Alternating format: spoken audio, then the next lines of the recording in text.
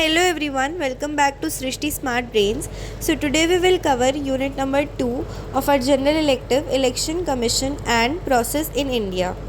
So सबसे पहले syllabus देख लेते हैं. So there are total 4 units in our syllabus. Unit number 1 हमने already cover कर लिया है. Link is there in the description box. और इस वाले पर्टिकुलर वीडियो में हम लोग यूनिट नंबर 2 को कवर करने वाले हैं, which is constitutional framework and election commission of India. So basically unit number 2 हमें ये बताएगा कि इलेक्शंस कौन करवाता है और कैसे करवाता है. इंडिया दुनिया की सबसे बड़ी डेमोक्रेसी है. 140 करोड़ की पॉपुलेशन वाले देश में इलेक्शंस करवाना कोई आसान काम नहीं है. ये एक बहुत बड़ा टास्क है. इस टास्क को पूरा करने के लिए हमारे कॉन्स्टिट्यूशन ने एक स्पेशल और पावरफुल बॉडी बनाई है जिसे हम इलेक्शन कमीशन ऑफ इंडिया या निर्वाचन आयोग कहते हैं. सो इस यूनिट में बेसिकली 4 मेन एरियाज़ हैं जिसको हम डिटेल में कवर करेंगे. So the first is article 324 से 329 ऑफ द कॉन्स्टिट्यूशन. सो देखो, ये जो आर्टिकल्स हैं इसको मैं एक्सप्लेन करूँगी आपको, ठीक है. जो भी आर्टिकल्स है उसमें क्या लिखा हुआ है I will be explaining you. जो प्रॉपर जो आर्टिकल का कंटेंट है वो मैंने स्लाइड्स में नहीं डाला है, मैंने सिर्फ एक्सप्लेनेशन पार्ट उसमें डाला है. अगर आपको रियल जो आर्टिकल का कंटेंट है हमारे कॉन्स्टिट्यूशन में वो देखना है तो link is there in the description box. उसको आप ओपन करेंगे तो जो पीडीएफ होगा उसमें ओरिजिनल जो आर्टिकल्स हैं वो लिखे होंगे. मैं उसका एक्सप्लेनेशन आपको प्रोवाइड करूँगी, ओके. सो उसके बाद हम लोग देखेंगे structure and composition of the election commission of India. उसके बाद powers and functions of election commission of India and then autonomy and accountability of election commission. So basically हम फर्स्ट टॉपिक से स्टार्ट करते हैं. सारे के सारे आर्टिकल्स डिस्कस करते हैं. आर्टिकल 324 से लेकर 329 तक. हमारे कॉन्स्टिट्यूशन मेकर्स को पता था कि अगर इलेक्शन करवाने वाली बॉडी फ्री और फेयर नहीं होगी तो डेमोक्रेसी फेल हो जाएगी. इसीलिए उन्होंने इलेक्शन प्रोसेस को किसी नॉर्मल लॉ पर नहीं छोड़ा बल्कि उसको डायरेक्टली कॉन्स्टिट्यूशन में लिख दिया. इंडियन कॉन्स्टिट्यूशन के पार्ट 15 में इलेक्शंस के बारे में लिखा गया है. इसमें आर्टिकल 324 से लेकर आर्टिकल 329 तक टोटल 6 आर्टिकल्स हैं. आइए इन्हें एक एक करके आसान शब्दों में समझते हैं. So first is article number 324, the foundation of election commission of India. ये आर्टिकल सबसे इम्पॉर्टेंट है. ये कहता है कि देश में सारे इलेक्शंस का सुपरिंटेंडेंस, डायरेक्शन एंड कंट्रोल यानी देख रेख, निर्देशन और निर्यतन एक इंडिपेंडेंट बॉडी के पास होगा जिसका नाम इलेक्शन कमीशन होगा. इसका सिंपल मतलब ये है कि पार्लियामेंट, स्टेट असेंबलीज़, प्रेसिडेंट और वाइस प्रेसिडेंट के इलेक्शंस करवाने की पूरी responsibility election commission of India की होगी. ये article election commission of India को एक कॉन्स्टिट्यूशनल स्टेटस देता है जिसका मतलब है कि सरकार अपनी मर्ज़ी से इलेक्शन कमीशन ऑफ इंडिया को ख़त्म नहीं कर सकती. अब हम लोग देखते हैं article 325, no discrimination in electoral rolls. ये आर्टिकल इंडिया के सेकुलर और इक्वल नेचर को हाईलाइट करता है जिसमें लिखा है कि किसी भी इंसान को सिर्फ उसके रिलीजियस मतलब कि धर्म, रेस, कास्ट या सेक्स के आधार पर वोटर लिस्ट से बाहर नहीं निकाला जा सकता और ना ही किसी स्पेशल धर्म या जाति के लिए कोई अलग वोटर लिस्ट मतलब स्पेशल इलेक्टोरल रोल बनाई जाएगी. पूरा देश एक है और सभी सिटीजन्स के लिए एक ही कॉमन जनरल वोटर लिस्ट होगी. ये आर्टिकल इक्वालिटी इंश्योर करता है. Now article 326, universal adult franchise. ये आर्टिकल हमने यूनिट 1 में भी टच किया था. आर्टिकल 326 ऑफिशियली इंडिया में यूनिवर्सल अडल्ट फ्रेंचाइज स्टैब्लिश करता है. ये गारंटी देता है कि लोकसभा और विधानसभा के इलेक्शंस अडल्ट सफरेज के बेस पर होंगे. इसका मतलब है हर वो सिटीज़न जिसकी एज 18 ईयर्स या उससे ज़्यादा है उसके पास वोट देने का कॉन्स्टिट्यूशनल राइट है. आपको याद रखना चाहिए कि ओरिजिनल कॉन्स्टिट्यूशन में ये एज 21 ईयर्स थी, जिसे 1989 में 61st कॉन्स्टिट्यूशनल अमेंडमेंट के थ्रू 18 ईयर्स किया गया। Now article 327, power of parliament to make election laws. Constitution सब कुछ डिटेल में नहीं लिख सकता था, इसीलिए आर्टिकल 327 पार्लियामेंट को पावर देता है कि वो इलेक्शन से रिलेटेड डिटेल्ड लॉज बना सकती है, जैसे कि कॉन्स्टिट्यूएंसीज़ का डिलिमिटेशन कैसे होगा, वोटर लिस्ट एग्जैक्टली कैसे अपडेट होगी। इन्हीं पावर्स का यूज़ करके पार्लियामेंट ने representation of the peoples act 1950 और 1951 और डिलिमिटेशन कमीशन एक्ट्स बनाए हैं। उसके बाद आता है article 328, power of state legislature. जो पावर आर्टिकल 327 पार्लियामेंट को देता है, वही पावर आर्टिकल 328 स्टेट लेजिस्लेचर को देता है। अगर किसी स्टेट के लोकल इलेक्शन मैटर्स पर पार्लियामेंट ने कोई कानून नहीं बनाया है, तो उस स्टेट की गवर्नमेंट अपने स्टेट इलेक्शंस के लिए लॉज बना सकती है, लेकिन ये लॉज पार्लियामेंट के बनाए लॉज के अगेंस्ट नहीं हो सकते। Now our last article is article 329, bar to interference by courts. ये एक बहुत ही प्रैक्टिकल और ज़रूरी आर्टिकल है। ये कहता है कि जब इलेक्शन का प्रोसेस शुरू हो जाए, मतलब यानी कि नोटिफिकेशन आ जाए, तो देश के कोर्ट्स, हाई कोर्ट या सुप्रीम कोर्ट इलेक्शन प्रोसेस के बीच में दखल अंदाजी नहीं कर सकते, मतलब इंटरफेयर नहीं कर सकते। सोचिए, अगर इलेक्शन के दिन कोई कोर्ट ऑर्डर निकाल दे कि इलेक्शन रोक दो, तो कितना केओस होगा। इसीलिए आर्टिकल 329 कहता है कि अगर किसी को इलेक्शन से कोई प्रॉब्लम है, तो वो इलेक्शन कंप्लीट होने के बाद इलेक्शन पिटिशन फाइल कर सकता है। प्रोसेस के बीच में कोई रुकावट नहीं आएगी। Now our second topic is structure and composition of the election commission of India. Constitution ने इलेक्शन कमीशन ऑफ इंडिया तो बना दिया, पर इस बॉडी के अंदर कौन लोग बैठेंगे, उनकी हायरार्की क्या होगी, इसको हम इलेक्शन कमीशन ऑफ इंडिया के स्ट्रक्चर या कॉम्पोजिशन कहते हैं। Okay, so the historical shift single to multi member body. जब 1950 में election commission of India establish हुआ, तो ये एक सिंगल मेंबर बॉडी थी। इसका मतलब है इसमें सिर्फ एक ही बॉस होता था, जिसे चीफ इलेक्शन कमीशन कहा जाता था। हमारे पहले chief election commissioner Sukumar Sen थे। 1950 से लेकर 1989 तक इलेक्शन कमीशन ऑफ इंडिया ऐसे ही काम करता था। लेकिन 1989 में जब वोटिंग एज 21 से 18 की गई, तो वोटर्स का नंबर अचानक से बहुत बढ़ गया। इलेक्शन कमीशन ऑफ इंडिया पर काम का बर्डन बढ़ गया। इसीलिए प्रेसिडेंट ने 2 और इलेक्शन कमिश्नर्स अपॉइंट कर दिए, पर ये ज़्यादा दिन नहीं चला और 1990 में इसको वापस सिंगल मेंबर बना दिया गया। फाइनली अक्टूबर 1993 में एक परमानेंट चेंज लाया गया। तब से लेकर आज तक इलेक्शन कमीशन ऑफ इंडिया एक मल्टी मेंबर बॉडी है। अभी करंट स्ट्रक्चर क्या है? आज के टाइम में इलेक्शन कमीशन ऑफ इंडिया में 3 टॉप ऑफिशियल्स होते हैं। First is 1 chief election commissioner और 2 इलेक्शन कमिश्नर्स, ये होते हैं। आपको एग्ज़ाम के लिए एक बहुत इम्पॉर्टेंट पॉइंट याद रखना है। भले ही एक मेंबर के नाम के आगे चीफ लगा है, लेकिन पावर के मामले में तीनों की पावर्स इक्वल होती है। उनकी सैलरी, अलाउंसेस और पर्क्स एकदम सेम होते हैं, जो कि सुप्रीम कोर्ट के जज के बराबर होते हैं।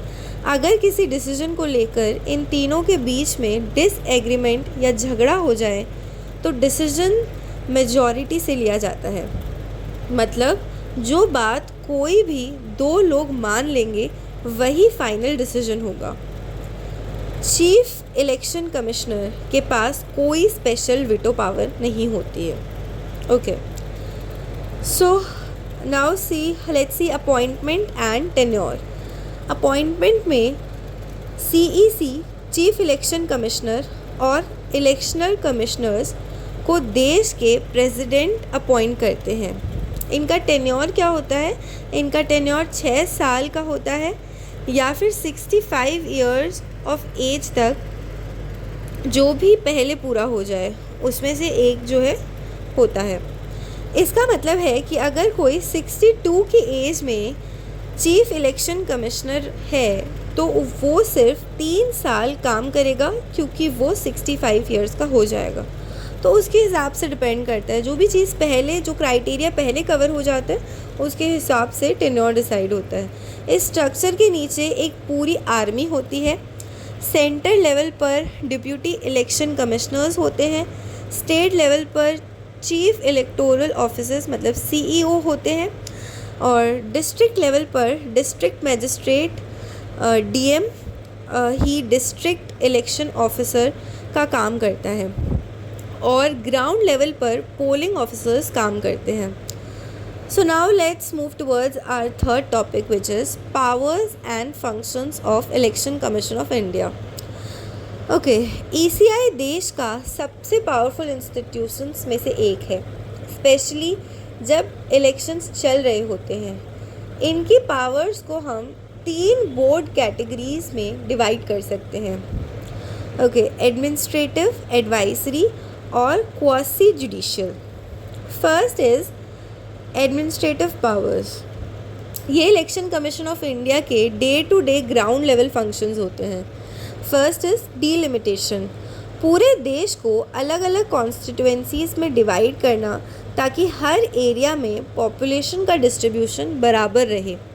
ये काम डीलिमिटेशन कमीशन के साथ मिलकर किया जाता है। Second is electoral rolls. Voter list prepare करना, नए वोटर्स को ऐड करना और जो लोग मर चुके हैं मतलब कि डिक्रीज्ड, उनका नाम हटाना। ये एक कॉन्टिन्यूस प्रोसेस है। Third is election schedule. Elections की डेट डिसाइड करना, कब नोटिफिकेशन आएगा, कब नॉमिनेशन फाइल होंगे, कब वोटिंग होगी और कब काउंटिंग होगी। ईसीआई की डेट्स गवर्नमेंट भी चेंज नहीं कर सकती। Fourth is recognition of political parties. नई पॉलिटिकल पार्टीज़ को रजिस्टर करना और उनकी परफॉर्मेंस के बेसिस पर उन्हें नेशनल पार्टी या स्टेट पार्टी का स्टेटस देना। Fifth is allotment of symbols. Political parties को उनके चुनाव चिन्ह मतलब सिंबल्स अलॉट करना, जैसे हाथ, कमल, हाथी, cycle etcetera. Second is advisory powers. Election commission of India constitutionally higher authorities को एडवाइस भी देता है। अगर किसी सिटिंग मेंबर ऑफ पार्लियामेंट या मेंबर ऑफ लेजिस्लेटिव असेंबली ने कोई गलत काम किया है, जैसे करप्ट प्रैक्टिस, और उसको उसकी पोस्ट से हटाना है मतलब डिस्क्वालीफाई करना है, तो प्रेसिडेंट या state governor election commission of India से एडवाइस लेते हैं। इलेक्शन कमीशन ऑफ इंडिया जो एडवाइस देता है वो बाइंडिंग होती है, यानी प्रेसिडेंट या गवर्नर को वो माननी ही पड़ती है। अगर किसी स्टेट में प्रेसिडेंट्स रूल मतलब राष्ट्रपति शासन लगा है तो वहाँ 1 साल के बाद इलेक्शंस करवाए जा सकते हैं या नहीं, इस पर भी ईसीआई प्रेसिडेंट को एडवाइस करता है। Okay, so third point is quasi judicial powers. Election commission of India एक छोटे कोर्ट की तरह भी होता है। अगर एक पॉलिटिकल पार्टी 2 पार्ट्स में टूट जाए, जैसे रिसेंटली महाराष्ट्र में शिवसेना या एनसीपी के केस में हुआ, तो पार्टी का ओरिजिनल सिंबल किस ग्रुप को मिलेगा, इसका डिसीजन ईसीआई अपने ट्रिब्यूनल में लेती है। Implementation of model code of conduct MCC. आचार संहिता लागू करना। जब इलेक्शंस अनाउंस होते हैं तो इलेक्शन कमीशन ऑफ इंडिया कुछ रूल्स बनाती है जो सभी पार्टीज़ को फॉलो करने होते हैं, जैसे हेट स्पीच ना देना, धर्म के नाम पर वोट ना मांगना। अगर कोई नेता इन रूल्स को तोड़ता है तो इलेक्शन कमीशन ऑफ इंडिया उसको नोटिस भेज सकती है, उसकी रैली पर बैन लग सकता है या उसका इलेक्शन कैंपेन रोक सकती है। Okay, so now let's move towards our last topic, which is autonomy and accountability of ECI. Okay, एक तरफ हम चाहते हैं कि ECI किसी से डरे नहीं और बिना किसी दबाव के फेयर इलेक्शंस करवाए। इसको हम ऑटोनॉमी कहते हैं, मतलब इंडिपेंडेंस, स्वतंत्रता। दूसरी तरफ हम ये भी नहीं चाहते कि इलेक्शन कमीशन ऑफ इंडिया एक डिक्टेटर बन जाए और अपनी मर्ज़ी चलाए। डिक्टेटर मतलब तानाशाही करे, तानाशाह, ठीक है। इलेक्शन कमीशन ऑफ इंडिया को कॉन्स्टिट्यूशन और पब्लिक के रूल्स फॉलो करने होंगे। इसको हम अकाउंटेबिलिटी कहते हैं। इन दोनों के बीच का balance he election commission of India को सक्सेसफुल बनाता है। अब हम लोग देखते हैं first, autonomy of ECI। ECI की स्वतंत्रता। कॉन्स्टिट्यूशन ने ECI को रूलिंग गवर्नमेंट के प्रेशर से बचाने के लिए कुछ स्ट्रॉन्ग प्रोविजंस बनाए हैं। First is security of tenure. Chief election commissioner को हटाना आसान नहीं है। देश का प्राइम मिनिस्टर या प्रेसिडेंट अपनी मर्ज़ी से चीफ इलेक्शन कमिश्नर को नहीं निकाल सकते। चीफ इलेक्शन कमिश्नर को हटाने का प्रोसेस एग्जैक्टली वही है जो सुप्रीम कोर्ट के एक जज को हटाने का होता है, मतलब इम्पीच करने का। इसके लिए पार्लियामेंट को दोनों हाउसेस में स्पेशल मेजॉरिटी 2/3 मेजॉरिटी चाहिए होती है, जो ऑलमोस्ट इम्पॉसिबल होती है। इस सिक्योरिटी की वजह से चीफ इलेक्शन कमिश्नर बिना डरे गवर्नमेंट के अगेंस्ट भी स्ट्रिक्ट एक्शंस ले सकता है, जैसे 1990s में TN सेशान ने लिया था। Okay, second is protection of other ECs। जो बाकी 2 इलेक्शन कमिश्नर्स हैं उन्हें भी प्रेसिडेंट तब तक नहीं हटा सकते जब तक चीफ इलेक्शन कमिश्नर खुद उसकी रिकमेंडेशन ना दे। Third is financial independence. Election commission of India के जो एक्सपेंसेस होते हैं उनकी सैलरी और ऑफिस का खर्चा वो कंसोलिडेटेड फंड ऑफ इंडिया पर चार्ज होता है। इसका मतलब है कि पार्लियामेंट उस बजट पर वोट करके उसको कम या ख़त्म नहीं कर सकती। इन्हें फिनेंशियली किसी गवर्नमेंट के आगे हाथ नहीं फैलाना पड़ता। Fourth is conditions of service. Chief election commission की अपॉइंटमेंट के बाद उनकी सैलरी या सर्विस कंडीशंस को उनके डिसएडवांटेजेस मतलब नुकसान में चेंज नहीं किया जा सकता। Okay, now let's see accountability of ECI। लेकिन इतनी ऑटोनॉमी के साथ साथ कुछ चेक्स एंड बैलेंसेस भी ज़रूरी है ताकि इंस्टीट्यूशन अपनी लिमिट क्रॉस ना करे। First is judicial review. ECI completely court से बाहर नहीं है। आर्टिकल 329 सिर्फ इलेक्शन प्रोसेस के बीच में कोर्ट्स को रोकता है, पर एक बार रिजल्ट्स डिक्लेयर हो जाए तो सुप्रीम कोर्ट और high courts election commission of India के डिसीजंस को रिव्यू कर सकते हैं।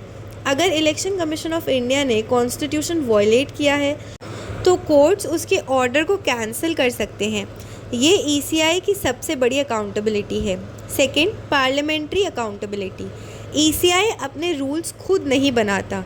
कॉन्स्टिट्यूशन और representation of the peoples act जो पार्लियामेंट ने बनाए हैं के दरिए में रह कर ही ECI काम करता है। वो पार्लियामेंट के बनाए कानून के खिलाफ नहीं जा सकते। ECI हर साल अपनी रिपोर्ट्स और रिफॉर्म्स की डिमांड लॉ मिनिस्ट्री और पार्लियामेंट को भेजती है। Third is financial audit. ECI के अकाउंट्स और इलेक्शन फंड्स का ऑडिट CAG करता है। CAG मतलब controller and auditor general of India. ये इंश्योर करता है कि पब्लिक मनी का सही यूज़ हो रहा है और ECI फाइनेंशियली ट्रांसपेरेंट है। Fourth is public scrutiny and media. आज के टाइम में ECI पब्लिक और मीडिया के सामने अकाउंटेबल है। अगर ईवीएम पर डाउट होता है या किसी ने नेता को फेवर करने का आरोप लगता है तो ईसीआई को प्रेस कॉन्फ्रेंस करके डेटा के साथ क्लियर एक्सप्लेनेशंस देने पड़ते हैं। इन दोनों ऑटोनॉमी और अकाउंटेबिलिटी का कॉम्बिनेशन ईसीआई को इंडिया का सबसे ट्रस्टेड और पावरफुल इंस्टीट्यूशन बनाता है। अब हम लोग इसका एक क्विक समरी देख लेते हैं, क्योंकि ये काफ़ी लंबा यूनिट था तो इसका छोटा सा एक समरी देख लेते हैं ताकि सारी की सारी चीज़ें अच्छे से एक बार में रिकॉल कर सकें। सबसे पहले हमने देखा कॉन्स्टिट्यूशनल फ्रेमवर्क आर्टिकल 324 से लेकर 329 तक। हमने देखा कि part 15 of the constitution ECI को पावर देता है। आर्टिकल 324 ईसीआई इस्टेब्लिश करता है। Article 325 equality in voter list ensure करता है। 326 आर्टिकल 18+ सिटीजन्स को यूनिवर्सल आइडेंट फ्रेंचाइज देता है। और आर्टिकल 327 और 328 लॉ मेकिंग पावर्स डिफाइन करते हैं। और आर्टिकल 329 कोर्ट्स को इलेक्शन प्रोसेस के बीच में इंटरफेयर करने से रोकता है। उसके बाद हमने देखा स्ट्रक्चर एंड कॉम्पोजिशन। ईसीआई पहले सिंगल मेंबर था, पर 1993 से ये एक परमानेंट मल्टी मेंबर बॉडी बन गया। इसमें एक सीईसी और 2 ईसीज होते हैं जिन्हें प्रेसिडेंट अपॉइंट करते हैं। उनका टेन्योर टर्म जो होता है 6 इयर्स या 65 इयर्स ऑफ एज तक का होता है। तीनों की पावर बिल्कुल इक्वल होती है और डिसीजंस मेजॉरिटी से लिए जाते हैं। ओके, थर्ड हमने देखा पावर्स एंड फंक्शंस। ईसीआई के पास वास्ट पावर्स हैं। एडमिनिस्ट्रेटिव टास्क्स जैसे वोटर लिस्ट बनाना, पार्टीज़ रिकॉग्नाइज करना, सिंबल्स देना और मॉडल कोड ऑफ कंडक्ट लगाना। एडवाइजरी टास्क जैसे एमपीज़ एमएलएज़ के डिस्क्वालिफिकेशन पर प्रेसिडेंट को सलाह देना। क्वासी जुडिशियल टास्क जैसे पार्टी सिंबल्स के डिस्प्यूट्स को रिजॉल्व करना। ओके, फिर हमने देखा autonomy and accountability. ECI government से इंडिपेंडेंट है क्योंकि सीईसी को सिर्फ सुप्रीम कोर्ट जज की तरह इम्पीच करके ही हटाया जा सकता है और इनकी सैलरी फिक्स होती है। पर साथ ही ECI judiciary, supreme court, high court post elections, parliament के लॉज और सीएजी के ऑडिट्स के प्रति अकाउंटेबल है, जो उन्हें लिमिट्स में रखता है। ये था हमारा यूनिट नंबर 2। आई होप आपको सारी की सारी चीज़ें अच्छे से क्लियर हो गई होंगी। Still if you have any doubts feel free to ask me in the comment box. I will reply you as soon as possible. Thank you so much for watching and don't forget to subscribe.